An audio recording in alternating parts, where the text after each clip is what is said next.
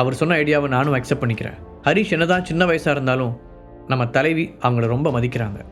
இது மாதிரியான ஒரு பெரிய சண்டை அவரோட முழுமையான திறமையை வெளிப்படுத்த சரியான இடமா இருக்கும் என்று ஆதரவு தெரிவித்தார். அவர்கள் பேசியதை கேட்ட டெவில் கேங்கின் தலைவர் யோசனையில் ஆழ்ந்தார். நீங்கள் 2 பேரும் நம்ம ஹரிஷ் பற்றியா சொல்கிறீங்க?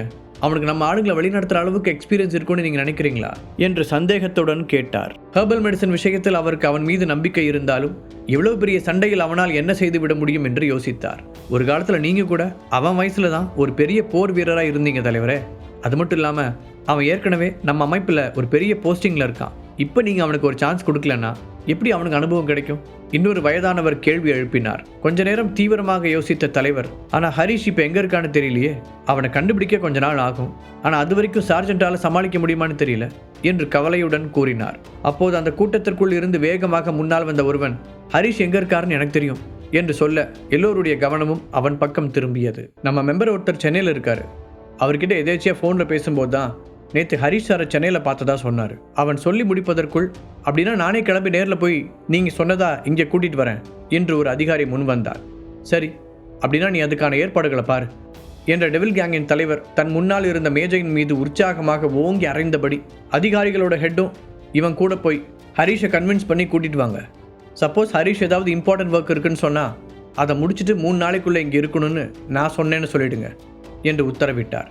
அதற்குள் முன்னால் வந்திருந்த அதிகாரிகளின் ஹெட் சரி என்று தலையசைத்தாள். அதே நேரத்தில் ஒரு வழியாக தன் வீட்டுக்கு வந்து சேர்ந்திருந்த அக்ஷரா சோஃபாவில் அமர்ந்தபடி ஹரிஷின் போட்டோவை பார்த்து கொண்டிருந்தாள். ஹரிஷின் வீட்டிலிருந்து சந்தனாவுக்கு தெரியாமல் அவள் இந்த போட்டோவை ரகசியமாக எடுத்து வந்திருந்தாள். அக்ஷரா இப்படி நடந்து கொள்வதை பார்த்து அவளுக்கு எதிரே உட்கார்ந்திருந்த உமாநாத் கவலையுடன் ஒரு பெரு மூச்சு விட்டார். அக்ஷரா, நீ செய்யறது உனக்கே நியாயமா இருக்கா? அந்த போட்டோவை முதல்ல தூக்கி போடு. அப்பாவா நான் உங்ககிட்ட ஒன்று சொல்ல விரும்புகிறேன். அவர் அக்ஷராவை முறைத்து கொண்டே சொல்ல, அவளோ அந்த ஃபோட்டோவில் இருந்து கண்ணை எடுக்காமலேயே, என்னன்னு சொல்லுங்கப்பா, எனக்கு காது நல்லா தான் கேட்குது என்றாள். உனக்கு வயசு கூடிக்கிட்டே போகுது அக்ஷரா, நீ இன்னும் சின்ன பொண்ணு இல்லை. உன்னை வீட்டிலே வச்சிட்டு இருக்கிறது எனக்கு ஒன்றும் பெரிய பிரச்சனை இல்லைனாலும் மற்றவங்க சும்மா இருக்க மாட்டாங்க. உனக்கு ஏதோ குறை இருக்கிறதா தப்பாக பேசுவாங்க. ஆல்ரெடி உன் கல்யாணம் வேற நின்று போயிருக்கு. ஸோ இதை நாம் இப்படியே விட்டால் ஃப்யூச்சரில் உனக்கு கல்யாணம் நடக்கிறதே கஷ்டமாக இருக்கும். அதனால் நான் சொல்கிறத கேளு. நீ கூடிய சீக்கிரமாக ஒரு கல்யாணத்தை பண்ணிக்கணும் என அவர் நீளமாக பேசிக்கொண்டே போக, அக்ஷராவோ அதை அரைகுறையாக காதில் வாங்கியபடி, அதுக்கு என்னப்பா இப்போ அவசரம் என அலட்சியமாக கூறினாள். என்ன அவசரமா? உனக்கு என்ன எல்லாமே விளையாட்டாக இருக்கா? உன் கிளாஸ்மேட்ஸ் எல்லாருக்கும் ஆல்ரெடி கல்யாணம் ஆகிடுச்சு. சீக்கிரமாக அவங்க எல்லாரும் பேரண்ட்ஸாகவும் ஆகிடுவாங்க. நீ என்ன இப்படியே தனியாகவே இருக்கலான்னு ஐடியாவா என்று அவர் குரலை உயர்த்த, அக்ஷரா அப்போதும் அதை பெரிதாக எடுத்துக்கொள்ளவில்லை. ஒரு நிமிடம் அவளை சலிப்புடன் பார்த்தவர், செழியனும் அவரோட அப்பாவும் இறந்துட்டதுனால இனிமேல் அவங்களுக்கும் உனக்கும் எந்த சம்மந்தமும் இல்லை. என்னதான் ஹரிஷ் நல்ல பையனாக இருந்தாலும் அவனுக்கு ஏற்கனவே கல்யாணம் ஆயிடுச்சு. அதனால் நீ அவனை பற்றி யோசிக்கிறத நிறுத்திட்டு உன்னோட லைஃப் என்னன்னு பார்க்கணும். அவனுக்காக நீ லைஃப் லாங் காத்துட்டு இருக்க முடியாது. அதே மாதிரி இன்னொரு பொண்ணோட வாழ்க்கையை கெடுத்துட்டு உன்னோட வாழ்க்கை அமையறத நான் எப்போவுமே விரும்ப மாட்டேன். இந்த 2 நாளாக நான் எல்லா மேட்ரிமோனியல் வெப்சைட்டையும் அலசி ஆராய்ஞ்சு உனக்காக சில மாப்பிள்ளைகளை செலக்ட் பண்ணி வச்சுருக்கேன். அவங்க எல்லாருமே ஹரிஷ் மாதிரியே ரொம்ப நல்ல பசங்க. நீ உடனே கூட ஓகே சொல்ல வேண்டாம். ஜஸ்ட் அவங்கள மீட் பண்ணி பேசிப்பாரு. அதுக்கப்புறம் உனக்கு பிடிச்சிருந்தா மட்டும் நாம் அடுத்த கட்டத்துக்கு போகலாம். உமாநாத் முடிந்தவரை பொறுமையாக எடுத்து சொல்ல, அதுவரை அவர் பேசுவதை காதில் வாங்கி கொள்ளாதது போல நடித்த அக்ஷராவின் முகம் தீவிரமாக மாறியது. ஹரிஷின் போட்டோவை பக்கத்தில் வைத்தவள் எழுந்து தன் அப்பாவின் அருகில் வந்து உட்கார்ந்தாள். மெதுவாக அவருடைய கைகளை பிடித்தவள், அப்பா, நீங்கள் ஏன் நல்லதுக்காக தான் சொல்கிறீங்கன்னு எனக்கு தெரியும். அதே மாதிரி நான் ஹரிஷை கல்யாணம் பண்ணிக்கிறதுக்கு வாய்ப்பில்லைன்னு எனக்கு தெரியும். ஆனால் நான் அவரை கல்யாணம் பண்ணிக்கலனாலும் வேறு யாரையும் கல்யாணம் பண்ணிக்க மாட்டேன். ஏன்னா என் வாழ்நாள் முழுக்க நான் நேசிக்க போகிறது அவரை மட்டும்தான். நாங்கள் ஒன்று சேர வாய்ப்பு வெறும் 0 கூட இருக்கலாம். ஆனாலும் அதை பற்றி எனக்கு கவலை இல்லை. அதே மாதிரி நிச்சயமாக நீங்கள் பயப்படுற மாதிரி நான் அவர் வாழ்க்கையை கெடுக்க நினைக்க மாட்டேன். அவங்க 2 பேரும் எந்த அளவுக்கு ஒருத்தர் நேசிக்கிறாங்கன்னு இந்த கொஞ்ச நாள்லேயே நான் தெரிஞ்சுக்கிட்டேன். அதுவும் இப்போ சந்திரா என்னோட ஃப்ரெண்டு வேற. ஸோ நீங்கள் அந்த மாதிரிலாம் நினச்சி வரி பண்ணிக்காதீங்க. அக்ஷரா தெளிவாக தன் மனநிலையை கூற, உமாநாத் கவலையுடன் அவளை பார்த்தார். இப்போதான் இன்னும் என்னோட பயம் அதிகமாகுது அக்ஷரா. உனக்கே எல்லாம் தெரியுது. அப்புறமும் சின்ன குழந்தை மாதிரி பிடிவாதம் பிடிச்சா நான் என்ன செய்யறது? அப்படி சின்ன குழந்தையா இருந்தால் கூட அடித்து திருத்தலாம். இப்போ எதுவுமே செய்ய முடியாமல் என் பொண்ணு வாழ்க்கை வீணாக போகிறத நான் வேடிக்கை மட்டும்தான் பார்த்துட்டு இருக்க முடியுது வருத்தத்துடன் அவர் சொல்ல, அப்போ நான் என்ன செய்கிறேன்னு எனக்கு நல்லாவே தெரியும். இதுக்கு மேலே நாம் இதை பற்றி எதுவும் பேச வேண்டாம். ஒருவேளை எனக்கே கல்யாணம் பண்ணிக்கணும்னு தோணுச்சுன்னா நிச்சயமாக நான் உங்ககிட்ட சொல்கிறேன். அது வரைக்கும் நீங்கள் மட்டும் எனக்கு போதும் என்றாள் அக்ஷரா. அதன்பின் அங்கிருந்த ஹரிஷின் ஃபோட்டோவை எடுத்துக்கொண்டு அவள் மாடிக்கு போய்விட, கொஞ்ச நேரம் யோசனையில் ஆழ்ந்திருந்த உமாநாத் தன்னுடைய ஃபோனை எடுத்து ஹரிஷுக்கு கால் செய்தார். இதற்கிடையில் ஹீலிங் ஆர்ட்ஸ் காலேஜின் ஆஃபீஸ் ரூமில் சத்யனின் எதிரில் உட்கார்ந்திருந்த ஜவஹர் ஹரிஷ் தன்னிடம் நடந்து கொண்ட விதத்தை பற்றி மிகைப்படுத்தி சொல்லிக் கொண்டிருந்தான். சத்யன் சார், அந்த ஹரிஷ் இனிமே நீங்கள் காலேஜ் பக்கமே விடக்கூடாது. அவன் ரொம்பவே மோசமான பையனாக இருக்கான் என்று அவன் வந்ததிலிருந்து புலம்பிக் கொண்டே இருந்தான். ஹரிஷின் நாட்களால் தான் அவமானப்பட்டதை நினைக்கும் போது அவனால் கோபப்படாமல் இருக்க முடியவில்லை. சத்யன் நிதானமாக அவனை பார்த்தான். உனக்கும் ஹரிஷ்க்கும் ஏதாவது தனிப்பட்ட பிரச்சனையா? ஏன்னா எனக்கு தெரிஞ்ச வரைக்கும் ஹரிஷ் அப்படி பிரச்சனையை உண்டாக்குற ஆள் இல்லை என்று சத்யன் சொல்ல, இல்லை சார், நீங்கள் தான் அவனை தப்பாக புரிஞ்சிட்ருக்கீங்க. அவன் அவ்வளோ ஒன்றும் நல்லவன் கிடையாது. நான் உங்கள் பேரை சொல்லி தான் என் கூட காலேஜுக்கு வர சொல்லி கூப்பிட்டேன். சென்னை வர வரைக்கும் அமைதியாக என் கூட காரில் வந்தவன் அதுக்கப்புறம் அவனோட ஆளுங்களை வர வச்சு என்னை அடித்து போட்டுட்டு தப்பிச்சு போயிட்டான். எனக்கு என்னமோ அவனை பார்த்தா சாதாரண ஸ்டூடெண்ட் மாதிரி தெரியல, ஏதோ கேங்ஸ்டர் மாதிரி இருக்கான். ப்ளீஸ் என்னை நம்புங்க என்று உணர்ச்சி வசப்பட்டு கோபமாக கத்தினான் ஜவஹர். அப்போதும் சத்யன் அவனை அமைதியாகவே பார்க்க, நான் அவ்வளோ சொல்லியும் அந்த ஹரிஷ் என் கூட வரல. இது என்ன மட்டும் இல்லை, நம்ம காலேஜ் மொத்தத்தையும் அவமானப்படுத்துகிற செயல். இந்த விஷயம் வெளியில் தெரிஞ்சால் நம்ம காலேஜை பற்றி எல்லாரும் என்ன நினைப்பாங்க? அவன் ஆவேசத்துடன் கேட்க, சரி இப்போ அதுக்கு நான் என்ன செய்யணும் என்ற சத்யன் அவனை சுவாரஸ்யமாக பார்த்தான். உடனே அவனை கூட்டிகிட்டு வர்றதுக்கு உங்ககிட்ட இருக்கிறதுலையே பவர்ஃபுல்லான ஒரு ஆள் அனுப்புங்க. அதுக்கப்புறம் அவனோட சக்தியை கண்ட்ரோல் பண்ணி சாகிற வரைக்கும் ஜெயிலில் போடுங்க. அப்போ தான் அவனோட திமிர் மொத்தமும் அடங்கும். ஜவஹர் வெறியோடு கூறினான். அவன் அதை சொல்லி முடித்ததும் அந்த ஆஃபீஸ் ரூம் முழுவதும் அமைதியானது. சத்யன் கூர்மையாக அவனை உற்று பார்த்தான். ஜவஹரின் கோரிக்கையை அவன் எதிர்க்கவும் இல்லை, ஒப்புக்கொள்ளவும் இல்லை. கொஞ்ச நேரம் இப்படியே கழிய கடைசியாக சத்யன், நீங்க இருந்து போகலாம், இனி இந்த விஷயத்தை நானே பார்த்துக்கிறேன் என்று உத்தரவிடுவது போல கூறினான். அப்படின்னா ஹரிஷ் என்ன செய்ய போறீங்க? அப்படி நீங்கள் அவனை எதுவுமே செய்யாமல் விட்டா நான் இவ்வளோ நாள் கஷ்டப்பட்டதெல்லாம் வேஸ்ட்டாக போயிடும். அதனால் எனக்கு ஒரு முடிவு தெரிகிற வரைக்கும் நான் இங்கேருந்து போக மாட்டேன். அவன் பிடிவாதமாக சொல்ல, கெட் அவுட் ரைட் நாவ். அவ்வளவு நேரம் அமைதியாக இருந்த சத்யன் பொறுமை இழந்து கர்ஜித்தான். அவனுடைய குரல் ரொம்பவே கடுமையாக ஒலித்தது.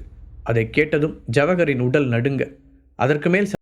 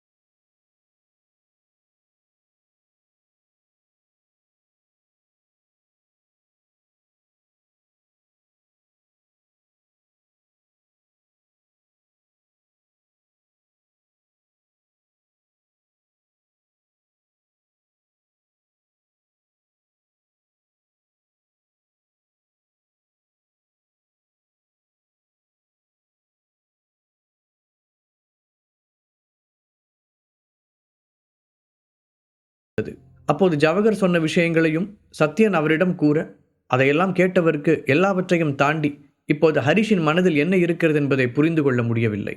என்ன சார், எதுவுமே சொல்ல மாட்டேங்கிறீங்க? ஜவஹர் சொல்கிற மாதிரி ஹரிஷ் நம்மளை அவமானப்படுத்திட்டதா தான் நீங்களும் நினைக்கிறீங்களா என்று சத்யன் கேட்க, உண்மையை சொல்லணும்னா எனக்கு என்ன யோசிக்கிறதுனே தெரியல சத்யன். நாளுக்கு நாள் அந்த ஹரிஷ் எனக்கு ஒரு புரியாத புதிராக தான் மாறிக்கிட்டு இருக்கான். அவனை சுற்றி நிறைய சிக்கலான வலைகள் பின்னப்படுது. அதை பற்றி எந்த மாதிரி புரிதல் அவங்ககிட்ட இருக்குன்னு கூட எனக்கு தெரியல. எனக்கு தெரிஞ்ச வரைக்கும் நம்மளோட டாப் 10 ஆர்கனைசேஷன், ஹெர்பலிஸ்ட் சொசைட்டி, மோகன் ஃபேமிலி, பீமா கேங், ரீப்பர் ஸ்குவாடுன்னு ஒரு பக்கம் சக்தி வாய்ந்த ஆளுங்க அவங்ககிட்ட பவர்ஃபுல் ஃபார்முலாவை பறிக்கிறதுக்கு போராடிட்டு இருக்காங்க. மிச்சம் இருக்கிறது யூனியன், டெவில் கேங், மிரியட்ஸ் தான். ஹரிஷ் விஷயத்தில் யூனியன் என்ன ஐடியாவில் இருக்காங்கன்னு நமக்கே தெரியும். அவங்க எப்படியாவது அவனை கொல்ல துடிச்சுக்கிட்டு இருக்காங்க. அப்புறம் நாம் அடைச்சி வச்சிருந்த கேசவனை ஹரிஷ் காப்பாற்றுறது மூலமாக மிரியட்ஸ் அமைப்புக்கும் அவனுக்கும் ஏதோ சம்மந்தம் இருக்கிறது கன்ஃபார்மாக தெரியுது. சொல்லிக்கொண்டே வந்த நாதன், ஒரு நிமிடம் இடைவெளி விட்டார். இன்னொரு பக்கம் புதுசாக முளைச்சிருக்கிற ரேடியன்ஸ் அமைப்போட மெம்பர்ஸையே சிவகங்கையில் அவன் தான் ஒரு தளபதி மாதிரி வழி நடத்தியிருக்கான்.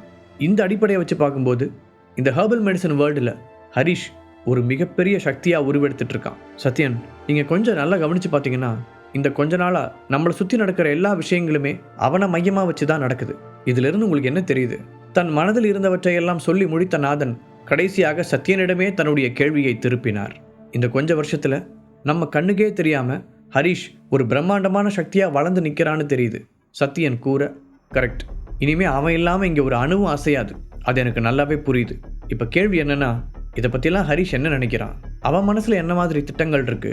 நாளைக்கு இந்த அமைப்புகள் எல்லாம் 2 3 பிரிஞ்சு நின்னா அவன் எந்த பக்கத்தை தேர்ந்தெடுப்பான் அப்படிங்கிறது தான். நாதன் சொல்லி முடிக்க அதிலிருந்த அர்த்தம் சத்யனுக்கும் புரிந்தது. அவர்கள் இருவரும் ஒருவரையொருவர் கவலையுடன் பார்த்து கொண்டனர். அதே நேரத்தில் திலகாவினால் ஏற்பட்ட மன அழுத்தத்தால் கடுப்பான சந்தனா கொஞ்ச நேரம் வெளியே நடந்துவிட்டு வரலாமா என்று கேட்க ஹரிஷும் சம்மதித்தான்.